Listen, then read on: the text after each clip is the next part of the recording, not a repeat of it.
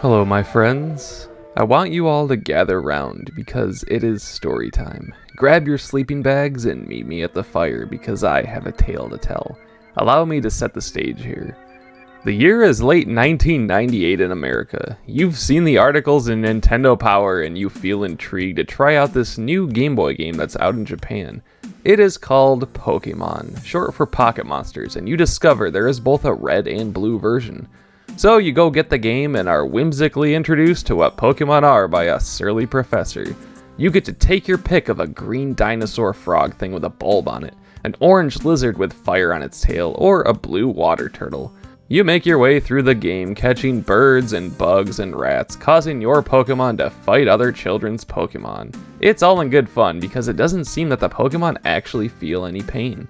You make them faint and can easily revive them at the local Pokemon Center to be good as new in seconds. Your Pokemon come to form a bond with you and you with them. You learn about the Gym Challenge, where you essentially fight bosses of each town, taking down their Pokemon in order to receive a badge of honor, proving that you have what it takes to be a great Pokemon trainer. So you defeat the guy with the Rocky Boys, you defeat the girl with the 2 starfish. You continue on the path discovering new towns, new areas, new Pokemon. You rescue a guy who turned himself into a Pokemon and he gives you a ticket to go onto a ship. That's silly. You defeat the army lieutenant with a couple electric mice and a ball. You are absolutely starting to get the hang of this game, that's for sure. At one point, you do learn of an organization known as Team Rocket though. You encounter them trying to mine fossils in a cave to sell them. One of them broke into someone's house to steal a TM, a technical machine that allows you to teach your Pokemon new moves. You know they aren't good people, but they don't seem to go too far beyond trying to make a profit for their own selfish needs. They're just Pokemon bullies, nothing too sinister. Your journey continues as you make your way through the rock tunnel, a long, dark cave that makes you feel weary as you search for the other side. Pokemon trainers in their hideout to battle you. Wild Zubat, Geodude, Machop, and Onix bombard you. It's exhausting. But the end. Bright lights return. There are also a few trainers outside too, but you can successfully dodge them. Surely a Pokemon Center must be close by. And then, as you make your way south, the entire tone and mood of the game changes a little bit with some interesting new music.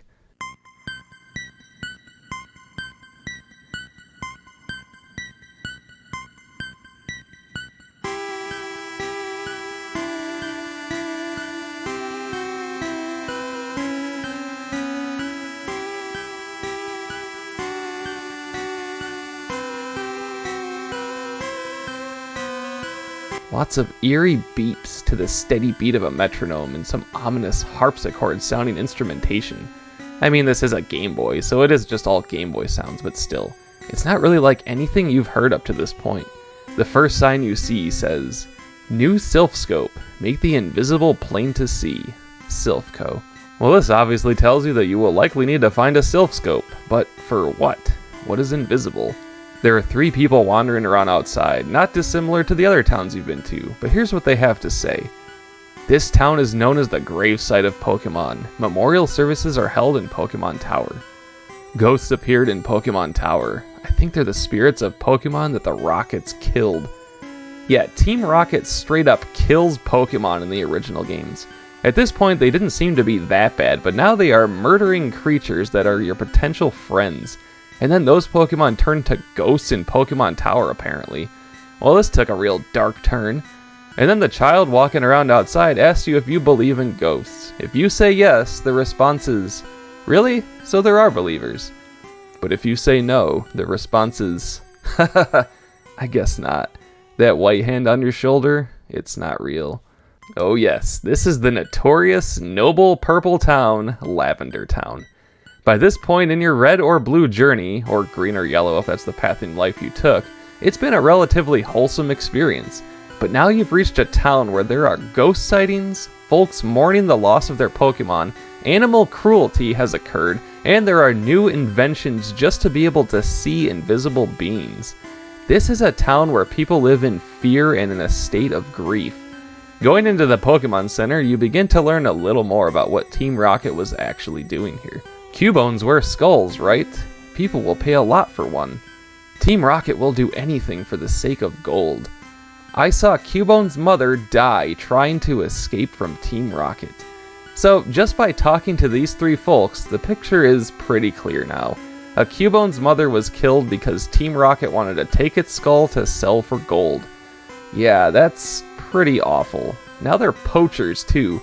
Then, if you enter what is known as the Volunteer House, you learn of somebody named Mr. Fuji, a kind man who looks after abandoned and orphaned Pokemon, and nobody knows where he is.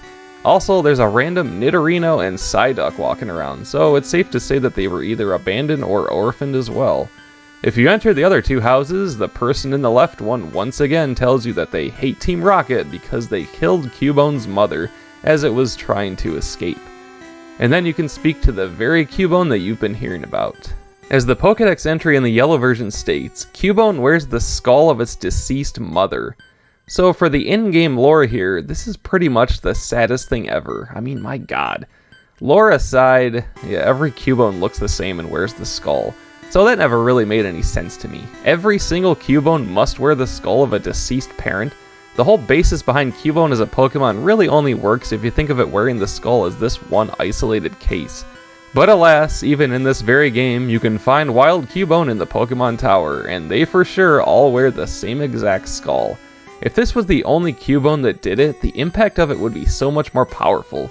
But that's just a side tangent about Cubone.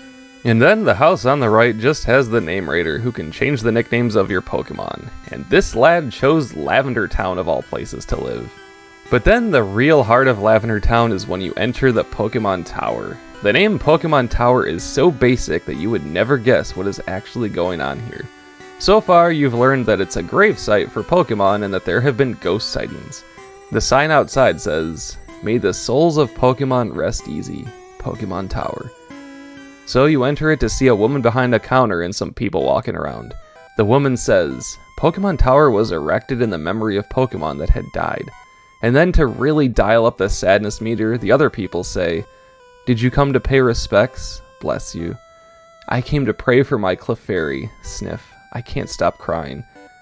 My Growlithe. Why did you die?" Again, these are just some simple pixelated sprites in a Game Boy game, but if you've ever lost a pet, as I'm sure we almost all experience at some point, this can really hit you here. I mean, this person can't stop crying over their dead Clefairy. As you approach the steps, a woman with white hair standing there says, "I am a channeler. There are spirits up to mischief." Heading up to the second floor, it doesn't have any wild Pokemon, but it does have your rival standing there who wants to fight. He says, "Your Pokemon don't look dead. I can at least make them faint. Let's go, pal." Yeah, real cute. After defeating him, he tells you that he caught a Cubone, but he can't find the grown-up Marowak yet, and that he doubts there are any left. What a guy. But then this is where the creep factor really picks up. Throughout the floors of the Pokemon Tower, you encounter trainers known as channelers. The last one you speak to before going to the third floor says, "Even we could not identify the wayward ghosts. A Silph might be able to unmask them," giving the impression that these channelers were sent to ward off the ghosts, or at least find out what is going on. And then, going to the third floor, any wild Pokemon encounters without the Silph are just ghosts. A generic ghost sprite named Ghost. The text box tells you that they can't be ID'd. Your Pokemon get too scared to move and the ghost says, "Get out. Get out." But then you gradually discover that all of the channelers here are legit possessed by these ghosts. Speaking to them, they say things like, "Be cursed with me. You shall join us. Give me your soul." And "Be gone, evil spirit." Most of them don't even say actual words like "Urga urf," "Urga ua hua gra," and "Ki ki ki ki ki ki." One of them just says "zombies." Yeah, this game has just become horror themed. One of the more infamous ones actually says, "Give me blood." Remember that you are a 10-year-old child wandering around a gravesite with women who have been possessed by evil spirits, and one says, "Give me blood," when you speak to her. I mean, yikes. But this is also where you first discover what these actual ghosts are, because while fighting these channelers, you are able to see the ghosts without the need for a Silph. I guess if the Pokemon are owned by trainers, it's different than if they're in the wild. But are they even owned here? Every channeler here fights with either a Ghastly or a Haunter, two of the only 3 ghost Pokemon that exist at this point. I think the game did an excellent job building them up here if you weren't exactly familiar with them now. Everybody knows what Ghastly and Haunter are now, but just try and put yourself back into this time period not knowing. They're pretty scary and intimidating. All of these women fell victim to possession. And yes, once you obtain the Silph Scope, you'll be able to identify and catch Wild, Ghastly, and Haunter. Ghastly is the gas Pokemon, and the Pokedex says that they are almost invisible and that it cloaks its target to put it to sleep without notice. Ghastly is basically just a black sphere with 2 big eyes and fangs with a purple gas cloud around it. It is based on a general spirit, or will-o'-the-wisp, as well as the Japanese yokai Sogenbai, which is a decapitated head of a monk that is consumed by fire and wanders the earth. Yeah, this is some dark stuff, really. The other Pokemon you'll encounter from the channelers and in the wild is its evolved form of Haunter. Haunter begins to take more of a shape than a sphere with a gas cloud. It's still relatively round-shaped, but it has a lot of triangular points and spiked protrusions. Its mouth now kind of resembles a jack-o'-lantern mouth, and it has 2 disembodied hands in front. The Pokedex says that it is likely from another dimension because it is able to go through block walls. In the yellow version, it says it can sap its victim's life just by licking it, and that it can cause shaking until they eventually die. Also, yikes. It is based on a cartoonish ghost as well as somewhat resembling the Cheshire Cat. It could also be based on the Dilla, a Philippine spirit that licks the life energy out of people, leading to death. And we all know now that Haunter evolves into Gengar, but you won't actually see a Gengar in Pokemon Tower. That was likely meant to be a surprise if you managed to catch a Haunter and trade it to somebody. It's easy to forget that Ghastly and Haunter were pretty mysterious and intimidating back then. I mean, they managed to take control of all of these channelers, and pretty easily at that. They struck fear in the town and surrounding areas by making people think that the tower was haunted. They think the dead Pokemon buried here turn into ghosts, but that's likely not the case. I guess it's possible that they all become a Ghastly or Haunter if you interpret it that way, but I like to think Ghastly and Haunter are just Pokemon who want to cause fear and panic. The anime makes them out to be less dark and more goofy pranksters, but just looking at what is here in the game itself, they seem to be pretty evil. The only other wild Pokemon you'll encounter here is a Cubone, which I already touched on. There is also a couple squares on the floor here that completely heal your Pokemon. A channeler mentions that she sealed that space with white magic. But then as you make your way to the top of the tower, you reach the staircase as a voice tells you, "Be gone, intruders." You then immediately enter a battle with a level 30 ghost. Once the Silph Scope identifies it, you find out that it is a Marowak. You aren't meant to catch it, but this is indeed the Cubone's mother that was killed by Team Rocket. Once you knock it out, a text box reads, "The ghost was the restless soul of Cubone's mother. The mother's soul was calmed. It departed to the afterlife." All just very sad stuff, but that simple text box makes you feel like you helped matters out. The soul is no longer angry and can now move on. Cubone, however. And then at the very top floor you find those dastardly Rocket members. One says, "This old guy came and complained about us harming useless Pokemon. We're taking it over as adults." So after you defeat them, you get to meet Mr. Fuji for the first time. He says, "Heh, you came to save me? Thank you, but I came here of my own free will. I came to calm the soul of Cubone's mother. I think Marowak's spirit has gone to the afterlife. I must thank you for your kind concern. Follow me to my home, Pokemon House, at the foot of this tower." And then he gives you a Pokeflute to wake up the sleeping Snorlax, and you continue on with your journey, thus putting a close to the Lavender Town chapter. So I mean, is it actually scary here? Well, no, but it certainly does have some real creepy stuff going on that can make you feel a little uneasy, especially in this E for Everyone game if you weren't expecting it. It never goes too far or anything, but it straight up tells you that there was animal cruelty and possession here. I love the whole lore of the Lavender Town section. From a game standpoint though, it honestly isn't the most fun, especially on repeat plays. First you gotta get the Silph Scope, and then you do just end up fighting the same bunch of Ghastly over and over with the occasional Haunter or Wild Cubone appearance. You likely aren't going to talk to anybody again, so this is really just a stepping stone to get to the next part of the game. But if you immerse yourself in your first time being here, it's really effective, especially in the simple Game Boy game. So much time has passed now that the impact of it is pretty much gone, but I really thought it would be fun to put yourself back in time to see Lavender Town for what it was, a horror-themed area in a whimsical kids game. As far as Lavender Town appearing in other games, it is of course in the Fire Red and Leaf Green remakes, as well as Let's Go Pikachu and Eevee, but feels much more toned down from its creepy Gen 1 introduction. Fire Red and Leaf Green have the same wild spawns in the tower, but the Let's Go games also have you encounter Zubat and Golbat, as well as a rare Chansey even. In Gold and Silver, and then Heart Gold and Soul Silver, Lavender Town is still there and you return to it in the future, but the tower was converted into a radio tower. I actually like this, as it feels like the town moved on from living in fear. A happy ending, I guess. In the anime, the 1997 episode, The Tower of Terror, focuses on the Pokemon Tower and is portrayed more as a mansion. Ash had lost to Sabrina and was told to go to Lavender Town to catch a ghost Pokemon to defeat her. And like I said before, Ghastly Haunter and Gengar are portrayed as jokesters here and just want to make Ash and company laugh. But then it takes a weird turn here as Ash and Pikachu are actually killed by a chandelier and become ghosts with them. Yeah, that happens. They play pranks on Brock and Misty, but do eventually return to their bodies, in which a haunter follows them back to Saffron City.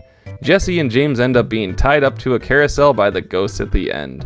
This is still a kid's cartoon, so they didn't want to make it too dark or scary, but I was never really a fan of the ghosts wanting to be comedians. Just a personal preference. I think they work best when they're mysterious and creepy, although Gengar really does have the look of a prankster by design. Haunter is probably the creepiest looking one. I also did watch Pokemon Origins, but only once when it came out in 2013. The second episode, entitled File 2 Cubone, really does retell the Cubone lore. It pretty much follows what happens in the games. You get to see the backstory of Team Rocket capturing Pokemon, one being a Cubone. Its Marowak mother tries to protect it, but it is killed by one of the grunts. This episode also adds the story of Blue wanting to beat Red to the top of the tower to save Mr. Fuji, to be seen as the hero instead.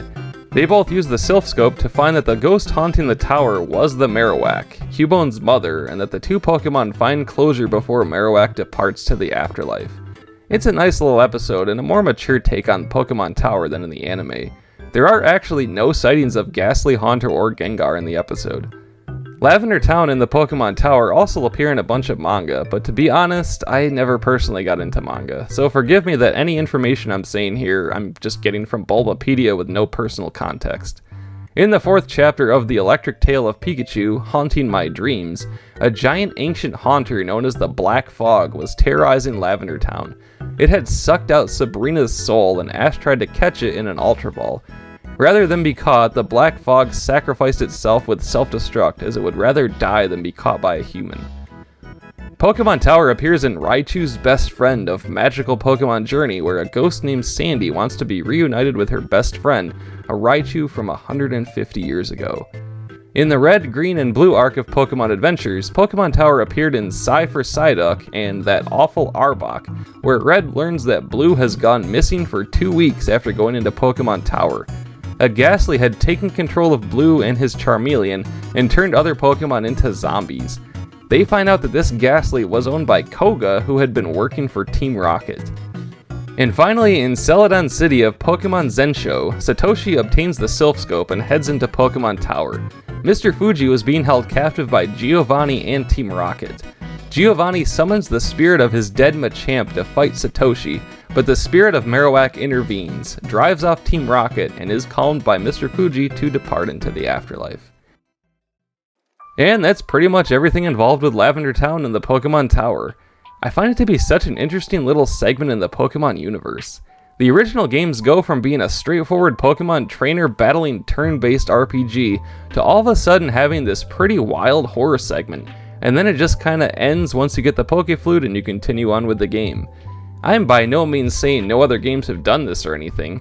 Plenty of kids games have segments with ghosts. Ghost houses are everywhere in Mario games, and Zelda games have a ton of creepy stuff in them too. Even future Pokemon games have segments with ghosts and haunted places. But there's just something about Lavender Town. As I said, it's never scary or anything, but it's the way that Pokemon Death and Mourning is all of a sudden thrown into this one little town that just appears after a very long, dark, and daunting rock tunnel. That, and I think the janky primitive Game Boy graphics and sound really add to it. It's just not as creepy in Fire Red and Leaf Green, and certainly not in the Let's Go games. So the next time someone asks you if you believe in ghosts, just remember that white hand on your shoulder. It's not real. And as always, I sincerely thank these super awesome people who decided to join my Patreon. It's really been fun seeing the progress of assigning these base set cards to everyone. And we've even started to delve into jungle a little bit. If you want to be a part of this, even for a simple $1 tier, check out patreon.com/Paraspectre.